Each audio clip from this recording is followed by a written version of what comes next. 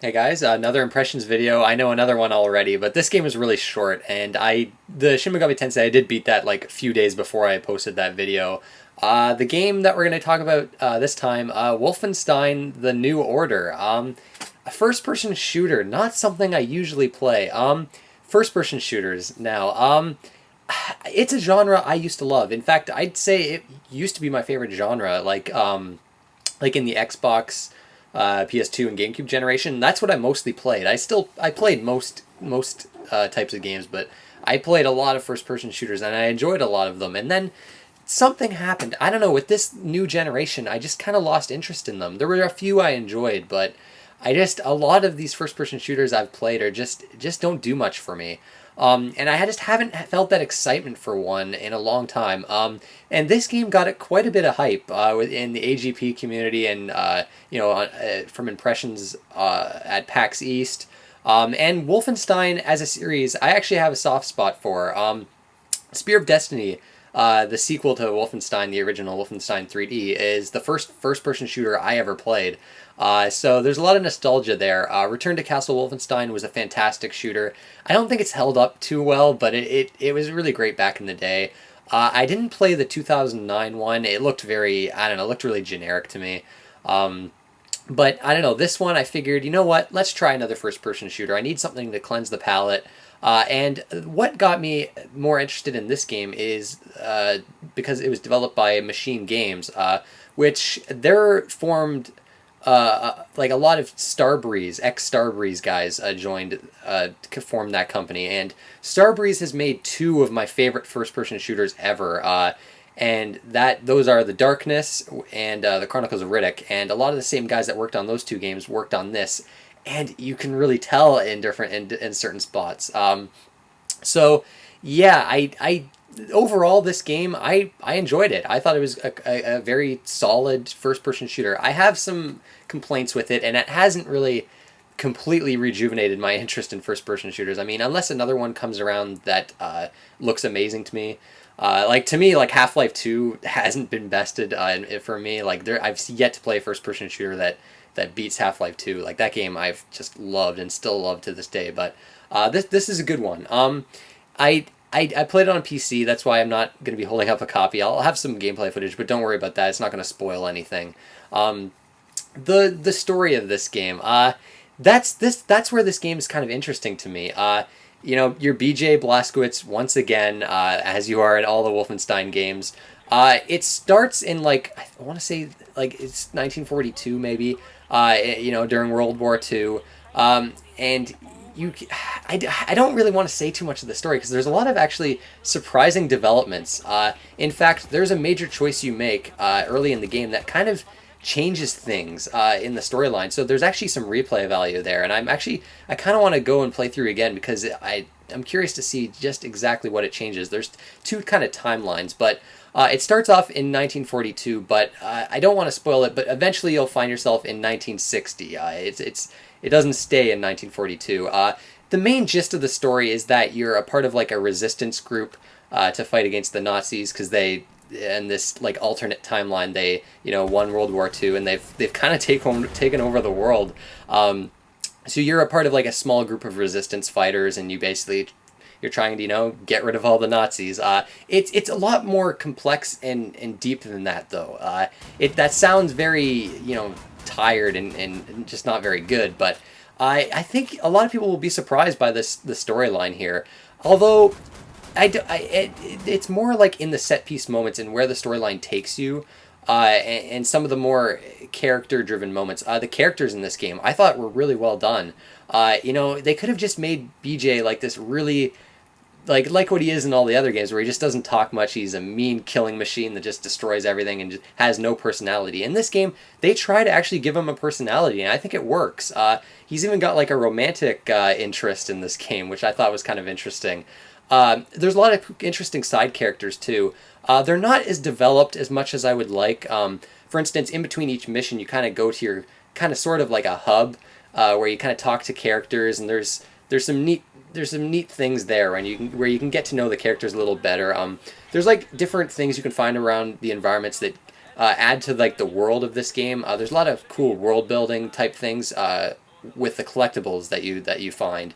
And they're all really well written. At the same time, though, the writing is hit and miss for me. Like, sometimes it's very good, other times it's really corny. And that's one of my main problems with the game, is the tone and how inconsistent it is. At times, this game is very brutal, and it really shows you like the harsh realities of war. And there's a lot of emotional moments, some powerful moments, but these moments are kind of contrasted with these over-the-top moments. This game reminded me of like a Bond movie, different Bond movies at times, like the really over-the-top James Bond movies, like with all the locations you'll be going to in this game. I don't want to spoil them, but some of them are it's just crazy, and especially towards the end of the game. And then, of course, the Nazis have this crazy technology. There's no occult stuff in this game. It's just really advanced technology. So there's like robotic dogs, a lot of mechs you'll be fighting, which I think is a bit more interesting than the occult. It's still a bit weird to see all this really high-tech stuff in 1960, but it's definitely interesting. And I like a lot of the locations. I like the art design in this game. It's really cool. But like I said before, the tone is just very inconsistent. I probably would have preferred if this game went for a more serious route, because you can tell they really try for it. With the side characters and BJ being given like a personality. And it does take itself seriously at times, but at other times it doesn't. I found it kind of jarring. I wish they would have went with one direction. I will say the villains in this game are fantastic. They're some of the strongest villains I've seen in any game for a long time. There's a female villain in particular that I think is up there with like the best antagonists in gaming. And the side characters and story, there is that focus with this game. There's actually quite a few cutscenes, and they're all really well done and interesting. Like, I found myself surprised at how much I was into the storyline and characters into this game, even though a lot of it can be hit or miss. And like I said before, it reminded me of The Darkness in some ways, because that was a very story-focused game where you talk to a lot of different characters. I just wish this game was maybe a bit more developed like The Darkness was, and actually even Riddick. There's like a whole level in this game that reminds me of Riddick so much. It gave me like a nostalgic feeling. I was just like, yes, you can definitely tell these are ex-Starbreeze guys. And I'm actually very interested in what their next game is going to be like, because I think they might try harder for that stuff. Because I think the problem is when you're attached to this license, the Wolfenstein license, a lot of people are going to want this game to be, a really crazy run and gun shooter with, explosions everywhere, tons of cool weapons. And it's like they tried for that, but at the same time they wanted to have that kind of The Darkness approach where it has very mature storytelling and characters. So I don't know, it's kind of a shame in that way, but I'm definitely looking forward to their next game. Visually, it's a good looking game. I was running it on like the max settings on my PC, and like from a distance, everything looks really nice. I mean, the characters look nice. The environments, like I said before, like the art direction, I think is more impressive than the technology here. It's when you get up close that the textures are actually really, really bad, which I wasn't really expecting. But the graphics are fine. They're nothing to write home about, but it's they're not bad or anything.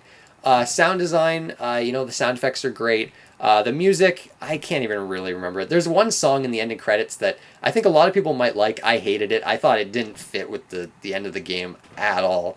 But the music, I can't remember hardly any of it, so I guess it didn't really stick with me. The gameplay, there's not really much new here. I mean, this is a first-person shooter. There are a few interesting things with it. It's basically you have these levels. The game's set up into chapters. They're not entirely linear. Like there's some exploration, and the game never quite tells you exactly what you're supposed to be doing. And there's a lot of levels where I found myself kind of lost. There's like these little blue markers that will kind of show you where you need to be going, but unless you're really close to that blue marker, they're kind of hard to see. So there was a lot of times where I was stuck for like 5 minutes or so, and I don't know, the level design can kind of be confusing, but at the same time, I kind of like how it's not insanely linear, and you'll want to explore like every nook and cranny for like armor and ammo and stuff like that, grenades, because this game's got like this weird health system where it's not totally old school. I mean, you have like 100 health and then you can get like 100 armor, but it's in like intervals where if you've got like 100 health and you take like 20 damage, you'll be at 80 and it will stay at 80. It's not going to go back to 100. But if you're at 100 and you take damage to 90, and you stay still and don't let enemies hit you, it will go back up to 100. So it's like a mix of the regenerating health system of current shooters and then like an old school approach, which is fine. I like it. I like it better than the regenerating health, but at the same time, I think I would have probably preferred the more old school approach. Another old school thing, well, actually, not really. You have to pick up everything manually in this game, which was kind of a drag. It kind of gets tedious mashing X to pick up everything. I wish you could just like walk over everything, but that's a very minor complaint. The shooting mechanics are solid. You've got your aim down sights with most weapons if you're holding them single. You can dual wield every weapon in the game except for like the laser cutter weapon, which that's a neat weapon. It runs on energy, which is kind of annoying. I find that it runs out of energy really quick, but I guess it kind of makes sense because it's a pretty overpowered weapon. And that can be upgraded like a ton. You can find like upgrades. You can find health upgrades as well. Like I said before, tons of collectibles. The shooting feels great. Every weapon has a nice kind of heavy feel to it. Enemies will explode into giblets like old school Return to Castle Wolfenstein, actually, and a lot of old school shooters in a way. It's really good shooting. The AI is actually pretty smart in the shooting modes. And I say shooting modes because there's actually stealth in this game too. There's like stealth segments where you'll like do takedowns from behind, and the AI takes a noticeable hit in these sections where their range is terrible. Like they can be standing almost like directly in front of you and they won't see you sometimes. I liked that though. The stealth is very simplified. Like you just run around these areas, killing the enemies, and if you kill like commanders in the area, there'll be like 2 or 1 commander. They won't be able to ring an alarm if they see you, or an enemy sees you. An alarm will be set up, and then you got to kill a bunch of enemies. So you can kill those commanders stealthily. You can get past a lot of sections pretty quickly. But I actually liked the stealth. I thought it was really fun. Actually, almost more so than the actual shooting, even though it's actually really good. One thing I didn't like, though, are the weapons themselves, actually. They're kind of generic. You got your handguns, your shotguns, your assault rifle, your like sniper rifle, and that's about it. And and of course you've got your knives and then that laser weapon. I didn't find any of them like insanely fun to use. They're not. I don't know. I was hoping this game would go a bit more crazy with the weapons. I found myself like just using the assault rifle most of the time. There's also some like heavy machine guns that you can pick up that you can only hold for a limited time. They have like limited energy and bullets. But the levels are hit and miss, I think, overall. I liked this game more in like the first half than the second half. The second half like has the typical shooter thing where it's like bullet sponge enemies with a shit ton of armor. You've got 2 boss fights in this game that I really didn't care for. I don't know. I don't think first-person shooters could ever do boss fights correctly. I mean, the boss fights in this game aren't the worst things ever, but they're not. I don't know. They're kind of lame. I've just never found boss fights to be a good idea in first-person shooters, and it's just not the case here, at least in my opinion. Some levels are really cool. Some levels are kind of annoying. Like the footage I put up is of a bridge level, and it's one of my least favorite areas. Like it's really easy to get lost and to know where you're supposed to be going, and there's like a million like bullet sponge enemies. It was kind of irritating. But overall, I think the level design is solid. I mean, the shooting mechanics is solid. Again, like it's a solid shooter. There's nothing too crazy about it, but there's nothing terrible about it either. I've definitely played a lot worse as far as shooters go with regards to gameplay. There's also a perk system in this game, and I liked this actually quite a bit. Where if you play a certain way, like there's 4 different kind of tiers. There's like a stealth tier, like a tactical tier, like an assault tier, and an explosive tier. So there's different perks. Like if you kill 10 enemies with a grenade, you'll unlock a perk to where it increases your grenade count, or you'll get an extra grenade. And there's all sorts of these kind of perks. I like this system because it encouraged me to play differently. It made sure that I wasn't using the same weapon over and over and over again. I actually think this is a system that should probably be in more games. I do wish there was maybe some more perks, and some of them weren't so hard to get. A lot of these perks I thought I couldn't even get, which was kind of frustrating. But yeah, other things you can do, you can like lean out of cover. There's not really like a cover system, but that's like your form of cover, hiding behind things and leaning out left and right. Yeah, I don't know really much what else there is to say about this game. I mean, it's, your solid shooter. A lot of difficulty levels. I played on the second difficulty level. It's kind of like an easy mode, sort of. I don't know. I've never really have liked playing first-person shooters on high difficulties. I find myself always getting extremely frustrated. And it was fairly easy. It wasn't crazy easy though. Like it was maybe a bit harder than I expected based on the description of that difficulty. But if you want a challenge, I'm sure this game will provide that. Length, I think it took me like 9 hours. It's not too long, but I'm perfectly fine with that. I don't think a first-person shooter should go over 10 hours. That's ridiculous. And there's a lot of replay value here. There's all the collectibles, and I think there's even like a hidden mode if you get all these like Enigma collectibles. And then you've got that timeline thing that changes some of the events of the game, depending on what choice you choose in the early game. And there is no multiplayer. Some people might be kind of irritated by that. I welcome it. A single player only first person shooter these days is a rare thing indeed, and I love it. I've just never been a fan of multiplayer, and I've always kind of felt like if you have multiplayer and single player in a game, it's not always the case, but a lot of times it takes away from the focus. It takes away focus on the single player element. And you can tell they put a lot of effort into this game. They really tried with this game. This is not just a lazy, Wolfenstein game. It's great. It's a great game. It's a solid shooter. It doesn't have me excited to play another shooter right away. I think I got to take a break. I think FPS is one of those genres that I enjoy. I just can't play too many of them, or I get burnt out very fast. And after playing this game through once, I don't really feel like playing it again. Like I kind of had my fill, especially towards the end. I was kind of like, okay, I think I've had enough shooting dudes over and over again, but. If you like first-person shooters, I think you'll definitely enjoy this. If you like it's one of your favorite genres, I think you'll be in love with this game.